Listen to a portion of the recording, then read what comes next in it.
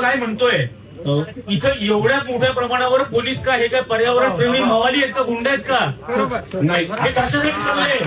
माझं म्हणणं हा अट्टाहास काय की साधुग्राम तिथंच करायचं. या 10 वर्षामध्ये तिथं झाडं लावायला परवानग्या कोणी दिल्या? तुम्हीच दिल्या.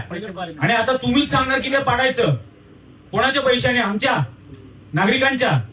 हा जर गिरीश महाजन जर सांगतो की या 1800च्या बदल्यात आम्ही 18,000 लावू, तर 18,000 जिथं लावायला तुमच्याकडे जागा आहे ना तिथं साधुग्राम उभा राहा.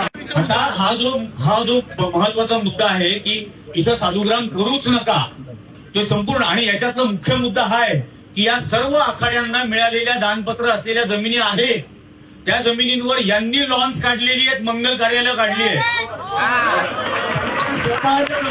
स्वतःच्या जमिनींवरती या सगळ्या गोष्टी चालतात. आणि या साधुग्रामसाठी म्हणून तुम्ही इथली झाडं तोडून त्यांना तिथं बसवणार आणि मग हे दर 12 वर्षांनी करत राहणार. गेल्या 12 वर्षापूर्वी या तपोवनालगत 300 एकर जागा कायमस्वरूपी नो डेव्हलपमेंट झोन म्हणून महापालिकेने डिक्लेअर केली. बरोबर. काय केलं? 300 एकर जागा कोणी हडप केली? शोध घ्या आम्हाला.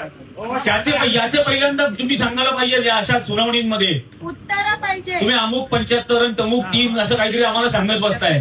याच्यात वेळ घालवू नका. सरळ सरळ हा रद्द. आणि इथं बाबुल नाना पण जे म्हणत होते की सक्षम अधिकारी, ज्या कुंभमेळ्यासाठी ज्या गोष्टी व्हायला पाहिजे होत्या त्यातल्या काहीही झालेल्या नाही. गेल्या वेळेला चेंगराचेंगरीत 36-37 जण मेले, तो रस्ता आजही रुंद केलेला नाही 24 वर्षानंतर.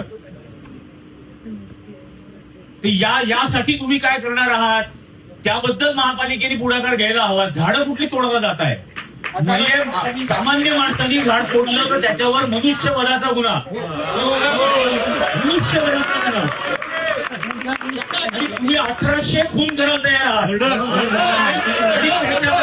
त्याच्यामध्ये तुम्ही ठरवणार यातले किती आवश्यक खून, किती अनावश्यक खून, याच्यातल्या किती पारंपरिक झाडं. आता झाडांमध्ये जातीयवाद आणणार का?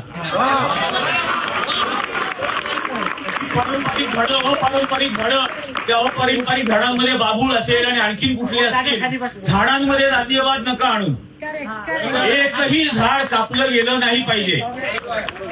एक झाड कापणं हे सुद्धा हत्या आहे. एक गोष्ट लक्षात ठेवा की आम्ही पब्लिक आहोत, तुम्ही पब्लिक सर्वंट, आणि तुम्ही रंगमंचावरती आहात. इथं अभिनेत्यासारखं वागू नका. हे अतिशय गांभीर्याने घ्या.